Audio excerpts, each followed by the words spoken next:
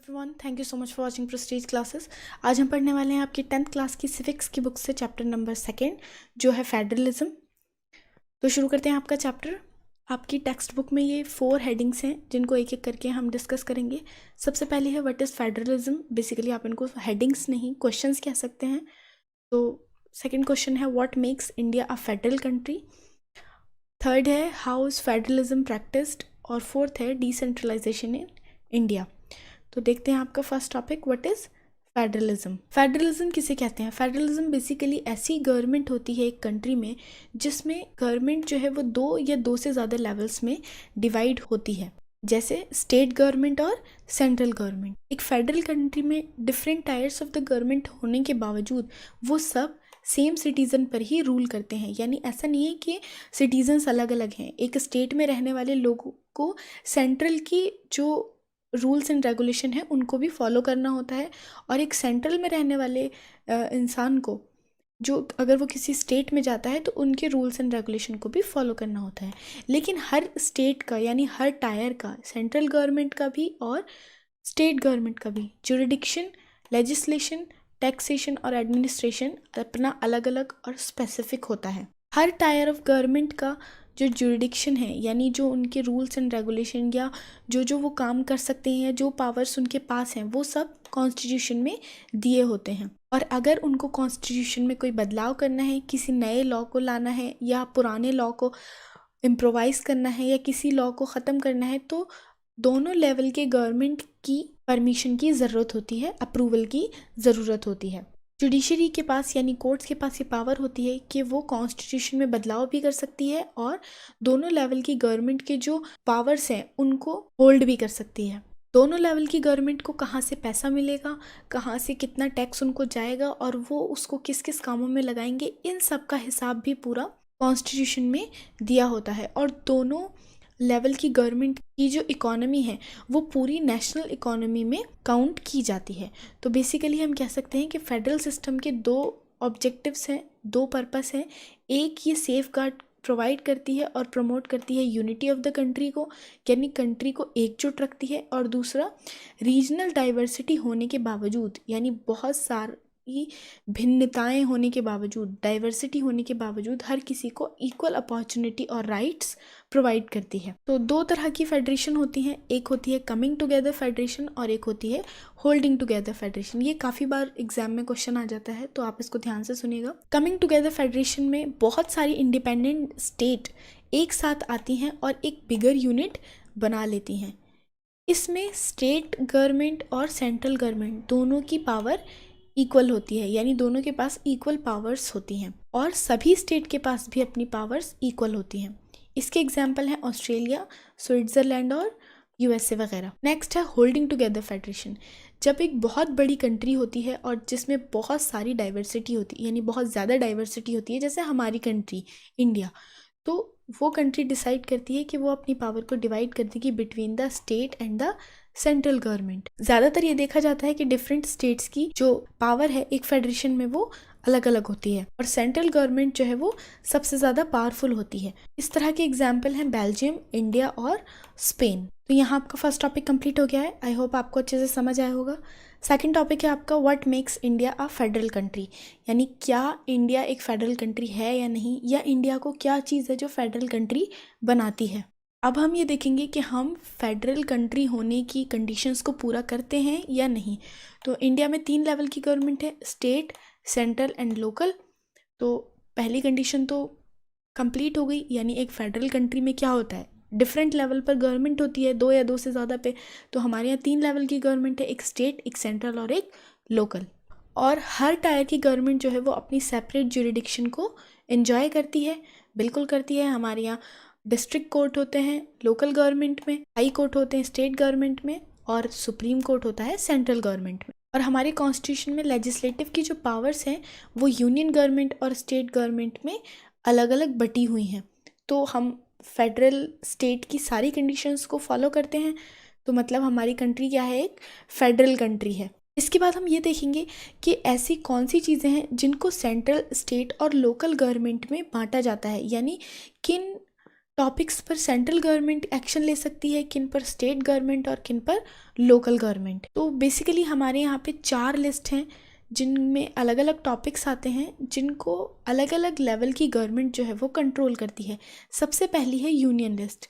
Union list में ऐसे subject होते हैं जिसमें नेशनल इम्पोर्टेंस के जितने भी सब्जेक्ट हैं वो सब आते हैं जो लोगों के कॉमन इंटरेस्ट के होते हैं, यानी कोई फ़र्क नहीं पड़ता कि कोई केरला में रहता है या यूपी में रहता है, उन सबको उससे इतना ही बराबर फ़र्क पड़ेगा जितना पंजाब में रहने वाले को पड़ेगा। यानी हर किसी के जो कॉमन इंटरेस्ट के टॉपिक्स हैं, जैसे डिफेंस ऑफ द कंट्री, पूरी कंट्री का डिफेंस, हमारे फॉरेन अफेयर्स, करेंसी, बैंकिंग और कम्युनिकेशन सिस्टम वगैरह।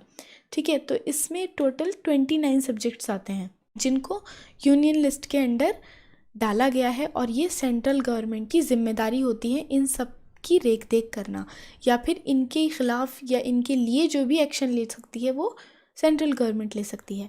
सेकंड आती है आपकी स्टेट लिस्ट। स्टेट लिस्ट में ऐसे सब्जेक्ट्स आते हैं जो स्टेट या लोकल इम्पोर्टेंस के होते हैं, जैसे पुलिस और ट्रेड, कॉमर्स, एग्रीकल्चर और इरिगेशन। तो अब यहाँ पे सवाल ये आता है कि ये वाले जो टॉपिक्स हैं ये हर स्टेट के अलग अलग क्यों हैं? क्योंकि देखिए, जो राजस्थान का इलाका है वहाँ पे अलग अलग तरह की खेती बाड़ी होती है और अलग तरीके से होती है। क्योंकि वहाँ का मौसम बहुत ज़्यादा गर्म है और वहाँ पे बहुत तेज़ धूप होती है, वहाँ की मिट्टी अलग है, तो काफ़ी सारे क्लाइमेटिक चेंजेस हैं। और अगर हम दूसरी स्टेट देखें हमारी, जैसे बिहार है, झारखंड है, या साउथ में चले जाएं हम, केरला है, यहाँ का मौसम बिल्कुल अलग है। तो क्योंकि स्टेट टू स्टेट जो है वो क्लाइमेटिक और लिंग्विस्टिक रीजनल चेंजेस बहुत ज़्यादा देखने को मिलते हैं, इसलिए ऐसे टॉपिक्स जो हैं वो स्टेट गवर्नमेंट को दे दिए जाते हैं ताकि वो अपनी स्टेट के हिसाब से कोई बेहतर फैसला कर सके जो लोगों के लिए पॉजिटिव हो। तो इसमें टोटल 66 सब्जेक्ट्स हैं जिनके लिए एक्शन जो है वो स्टेट गवर्नमेंट ले सकती है। थर्ड है कंकरेंट लिस्ट। कंकरेंट लिस्ट में ऐसे सब्जेक्ट्स आते हैं जो कॉमन इंटरेस्ट के होते हैं फॉर बोथ द गवर्नमेंट्स, यानी दोनों गवर्नमेंट के कॉमन इंटरेस्ट होते हैं, जिसमें स्टेट का भी और यूनियन का भी, जैसे education, forest, trade unions, marriage और अडॉप्शन और सक्सेशन। यानी ये ऐसे टॉपिक्स हैं जिनमें स्टेट और यूनियन दोनों के कॉमन इंटरेस्ट होते हैं। तो इस लिस्ट में टोटल 47 सब्जेक्ट्स आते हैं जिनमें दोनों लेवल की गवर्नमेंट ही एक्शन ले सकती है। यानी अगर इनकी एजुकेशन, फॉरेस्ट, ट्रेड यूनियन या मैरिज के लिए कोई लॉ बनाया जाता है, इनमें से कंकरेंट लिस्ट वाले किसी भी टॉपिक के लिए कोई लॉ बनाया जाता है, तो इसमें दोनों लेवल की गवर्नमेंट को अप्रूवल देना होगा। दूसरा है रेजिडुअरी लिस्ट। इसमें ऐसे सब्जेक्ट आते हैं जो जब कॉन्स्टिट्यूशन बनाया जा रहा था या जब ये लिस्ट बनाई जा रही थी उस वक्त वो टॉपिक नहीं थे, उसके बाद टॉपिक आए हैं या आने वाले वक्त में आ सकते हैं, जैसे कंप्यूटर सॉफ्टवेयर, ये उस वक्त नहीं था, तो ये यूनियन गवर्नमेंट के अंडर आते हैं। और रोबोटिक्स वगैरह के या रोबोटिक साइंस वगैरह के जो टॉपिक्स हैं वो इस लिस्ट में आते हैं। आई होप आपको अच्छे से चारों लिस्ट के बीच डिफरेंस पता चल गया होगा। इसके अलावा एक फेडरल कंट्री में क्या होता है, एक फेडरल कंट्री में कुछ यूनिट्स होती हैं जो बहुत ही कम पावर इंजॉय करती हैं। क्योंकि ये एरियाज़ जो हैं वो बहुत ज़्यादा स्मॉल होते हैं, इनको इंडिपेंडेंट स्टेट भी नहीं बनाया जा सकता और इनको किसी और स्टेट के साथ मर्ज भी नहीं किया जा सकता। तो ऐसी स्टेट जो है वो यूनियन गवर्नमेंट के अंदर आती, यानी सेंट्रल गवर्नमेंट के अंदर आती हैं, जैसे एरियाज़ लाइक चंडीगढ़ और लक्षद्वीप और हमारी कैपिटल सिटी दिल्ली, इनको क्या कहा जाता है, यूनियन टेरिटरीज़। तो आई होप आपकी ये बचपन की कन्फ्यूज़न अच्छे से ख़त्म हो गई होगी कि यूनियन टेरिटरीज़ किसे कहते हैं। यूनियन टेरिटरीज़ ऐसे इलाके होते हैं, ऐसी स्मॉल स्टेट्स होती हैं जिनको एक इंडिपेंडेंट स्टेट का दर्जा भी नहीं दिया जा सकता क्योंकि ये बहुत छोटी हैं और इनको किसी और स्टेट से मर्ज भी नहीं किया जा सकता। तो इन टेरिटरीज़ के पास स्टेट्स जैसी कोई पावर नहीं होती, बल्कि ये सेंट्रल गवर्नमेंट के अंडर आती हैं और इनके इलाके को सेंट्रल गवर्नमेंट रूल करती है। तो बेसिकली हम ये कह सकते हैं कि यूनियन गवर्नमेंट और स्टेट गवर्नमेंट की जो पावर शेयरिंग है ये बेसिक स्ट्रक्चर है डेमोक्रेसी का। तो यहाँ आपका टॉपिक कंप्लीट हो गया है। आई होप आपको यहाँ अच्छे से समझ आ गया होगा यहाँ तक। नेक्स्ट है आपका हाउ इज़ फेडरलिज्म प्रैक्टिस्ड। जब हमारा मुल्क आज़ाद हुआ था तो बहुत सी बार ये बात आई थी कि स्टेट्स को जो है वो लैंग्वेज के बेसिस पर डिवाइड कर दिया जाए, लेकिन फिर ये देखा गया कि अगर हम स्टेट को लैंग्वेज के बेसिस पर डिवाइड कर देंगे तो बहुत ज़्यादा बुरा हाल हो जाएगा, यानी ये पॉजिटिव नहीं समझा गया था कंट्री के लिए। लेकिन फिर कुछ स्टेट्स को लैंग्वेज बेसिस पे डिवाइड किया गया, तो बाद में पता चला कि बाकी स्टेट के मुकाबले उन स्टेट्स की बहुत अच्छी डेवलपमेंट हो रही है और वो बहुत ज़्यादा समृद्ध हो गई हैं। कंट्री की लैंग्वेज पॉलिसी क्या है, यानी हमारी कंट्री में कौन सी लैंग्वेज है जो नेशनल लैंग्वेज है, या किस लैंग्वेज को प्रीफर किया जाता है। तो हमारे कॉन्स्टिट्यूशन ने किसी भी लैंग्वेज को नेशनल लैंग्वेज का दर्जा नहीं दिया है। हिंदी जो है वो हमारी एक ऑफिशियल लैंग्वेज है। हमारी हिंदी कैसे आइडेंटिफाई की जाती है, एज एन ऑफिशियल लैंग्वेज। लेकिन उसके अलावा 21 ऐसी लैंग्वेज और हैं जो as a schedule language recognised की जाती हैं, यानी जिनको कॉन्स्टिट्यूशन में जगह दी गई है। यानी हिंदी के साथ साथ इन 21 भाषाओं का दर्जा भी हिंदी के बराबर ही है। तो अगर कोई कैंडिडेट जो है वो एग्ज़ाम देता है सेंट्रल गवर्नमेंट के अंदर और किसी सेंट्रल गवर्नमेंट की पोजीशन के लिए या किसी भी पोजीशन के लिए, तो वो इन 22 लैंग्वेजेस में से किसी भी लैंग्वेज में एग्ज़ाम दे सकता है। ये जो हिंदी है ये सेंट्रल लेवल की ऑफिशियल लैंग्वेज है। अलग अलग स्टेट की अपनी अलग अलग ऑफिशियल लैंग्वेजेस हैं, लेकिन अगर कोई काम करना होता है या कोई डॉक्यूमेंट्स होते हैं जो सेंट्रल स्टेट से एक्सचेंज होंगे, या उनमें जो आपस में काम किया जाता है सेंट्रल स्टेट के अंदर, तो किस लैंग्वेज को यूज़ किया जाता है, इंग्लिश लैंग्वेज को। तो लैंग्वेज पॉलिसी तक तो हमने देख लिया। अब हम देखेंगे कि हमारी कंट्री में सेंटर और स्टेट के रिलेशन कैसे रहे हैं। तो आज़ादी के बाद से ज़्यादातर सत्ता में कांग्रेस सरकार रही है, यानी कांग्रेस की ही पार्टी, क्योंकि अकेली पार्टी थी जो इतनी बड़ी थी और इतनी जो है वो आइडेंटिफाइड थी, सब लोग जानते थे। तो कांग्रेस की सरकार लगातार बहुत सालों तक रही।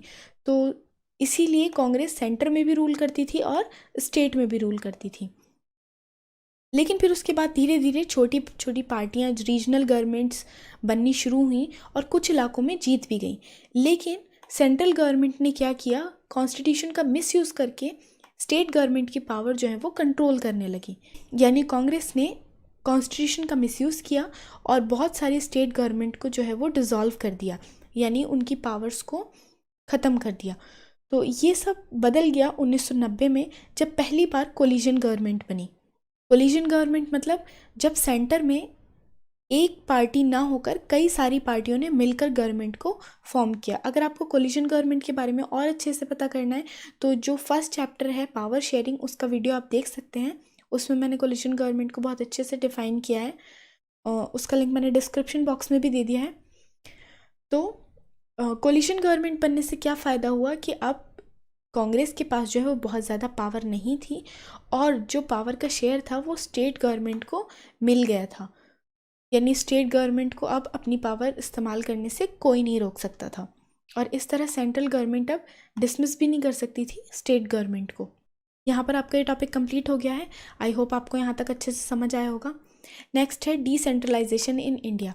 वैसे ज़्यादातर ऑनेस्टली मैं बताऊँ, एग्ज़ाम्स में डिसेंट्रलाइजेशन वाला जो टॉपिक है ना, इसमें से सबसे ज़्यादा क्वेश्चन आते हैं।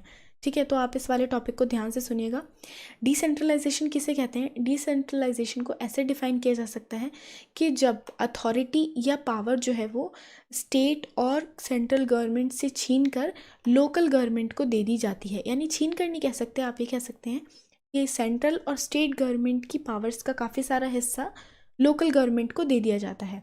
इंडिया जो है क्योंकि बहुत ही बड़ी कंट्री है और इंडिया की एक एक स्टेट कुछ कंट्रीज से भी बड़ी है, और अगर हम पॉपुलेशन की बात करें तो रशिया की टोटल पॉपुलेशन से ज़्यादा उत्तर प्रदेश की पॉपुलेशन है हमारी यूपी में, और अबाउट जर्मनी के बराबर महाराष्ट्र की पॉपुलेशन है। तो हम ये कह सकते हैं कि बहुत सारे छोटे छोटे देश हैं हमारी कंट्री में।